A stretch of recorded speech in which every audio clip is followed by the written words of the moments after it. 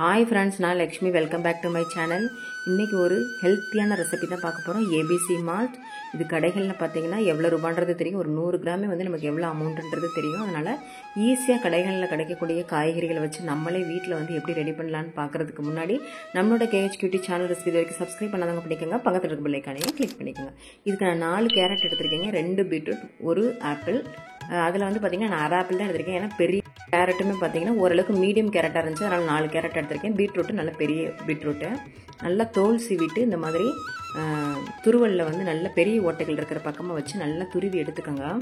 இதை நம்ம கம்ப்ளீட்டாக வந்து வெயிலில் தான் வந்து காய வைக்க போகிறோம். எனக்கு வந்து இது ஒரு 3 நாள் ஆச்சுங்க காய்கிறதுக்கு. நல்லா மொறுமொறுன்னு காய்கிறதுக்காக நான் வந்து ஒரு 3 நாள் வச்சேன். நல்ல வெயிலாக இருந்தால் ஒரே ஒரு நாள் போதுங்க.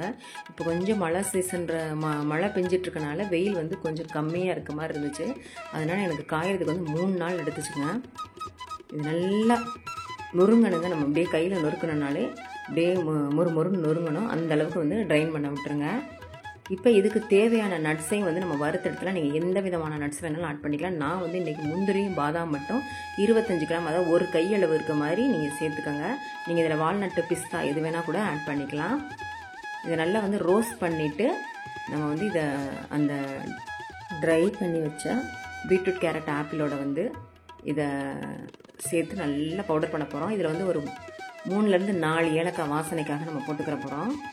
நீங்கள் வந்து இதிலையே சேர்த்து நாட்டு சர்க்கரை நம்ம அரைச்சிட்டு கலந்து வைக்கணுன்னா கூட கலந்துக்கலாம். இல்லைன்னா தனியாக வந்து நம்ம இதை வந்து பால்லையோ நம்ம இல்லை தண்ணிலேயோ கலந்து குடிக்கும்போது நீங்கள் தனியாக கூட நீங்கள் சர்க்கரையை வந்து ஆட் பண்ணிக்கலாம். இப்போ இதை வந்து நம்ம நல்லா பவுடர் பண்ணி எடுத்துகிட்டு வந்துடலாம். ஜீனி போட்டு குடிக்கணும்னு நினைக்கிறவங்க ஜீனியும் போட்டுக்கலாம். நம்ம கொஞ்சம் ஹெல்த்தி கான்சியஸாக குடிக்கலாம்ன்றதுக்காக வெல்லமோ இல்லை நாட்டு சர்க்கரையோ சேர்த்து வந்து இதில் வந்து குடிச்சிக்கலாம். ரொம்ப ஹெல்த்திங்க. இப்போ இதில் வந்து ஒரு 4 ஏலக்காய் போட்டுட்டு பவுடர் பண்ணி எடுத்துகிட்டு வந்துடலாம்.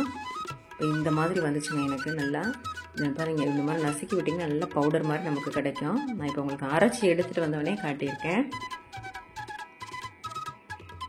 இப்போ இதை உங்களுக்கு பாலில் போட்டு நான் ஆற்றி காட்டுறேன். இப்போ இதை நான் போட்டுட்டு வெல்லம் வந்து நான் ஒரு ஸ்பூன் அளவுக்கு வெல்லம் சேர்த்துட்டு நல்லா ஆற்றினேங்க. நல்லா கலர் வந்து பார்த்திங்கன்னா நல்லா நமக்கு பீட்ரூட் கலரில் நல்லா பிங்கிஸாகவே கிடச்சிச்சுங்க. ப்ரௌன் கலரில் கிடைக்கல, நல்லா பிங்கிஸாகவே கிடச்சிச்சு. இப்போ வந்து பார்த்திங்கன்னா இது நான் பசங்களுக்காக சக்கரை போட்டு ஆற்றுறேன். எங்களுக்கு வந்து நான் வெல்லம் தான் சேர்த்துக்கிட்டேன். அந்த வீடியோ எடுக்க முடியல. பசங்களுக்காக நான் ஜீனி போட்டு அதில் ஆற்றி கொடுக்குறேன். இது நல்லா இப்போ ஃபில்டர் பண்ணிவிட்டு நம்ம குடிச்சிக்கலாம். கொஞ்சம் அந்த மேலே எனக்கு வந்து தூள் தூளாக வந்தனால பசங்க குடிக்க மாட்டாங்கன்றதுக்காக நான் வந்து கொஞ்சம் ஃபில்ட்ரு பண்ணிவிட்டு அவங்களுக்கு கொடுத்தேன்.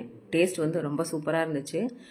நமக்கு வந்து ஃப்ரெஷ்ஷாக அரைச்சி கொடுக்குறது இந்த மாதிரி வச்சு கொடுத்தேன். வேலையும் கொஞ்சம் மிச்சங்க. கண்டிப்பாக ட்ரை பண்ணி பார்த்துட்டு எப்படி இருந்துச்சு கமெண்ட் செக்ஷனில் உங்கள் ஃபீட்பேக்கை கொடுங்க. மறக்காமல் நம்ம சேனலுக்கான சப்போர்ட்டையும் கொடுங்க.